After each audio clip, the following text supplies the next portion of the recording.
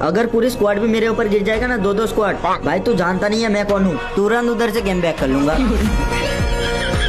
भाई एक बंदा मेरे को तब से रिक्वेस्ट डाला जा रहा है, लगता है मेरा फैंस होगा, मेरे से मिलना चाहता है। अबे भोसड़ी के तब से रिक्वेस्ट डाल रहा हूँ, रिक्वेस्ट क्यों नहीं उठा रहा? ए, औकात में रह के बात कर। अरे सॉरी विशोद भाई, थोड़ा कैरेक्टर में घुस गया था। अरे सुनो ना विशोद भाई, दो बंदा मेरे को नूब बोल के बस मैं समझ गया, तू जाके बुला मेरे को।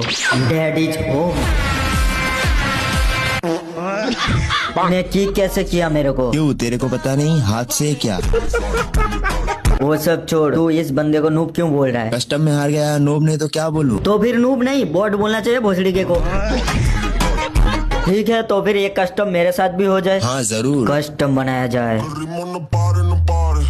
रुको जरा, सबर करो। कुछ भी हो जाए, और का लौड़ा नहीं होना चाहिए।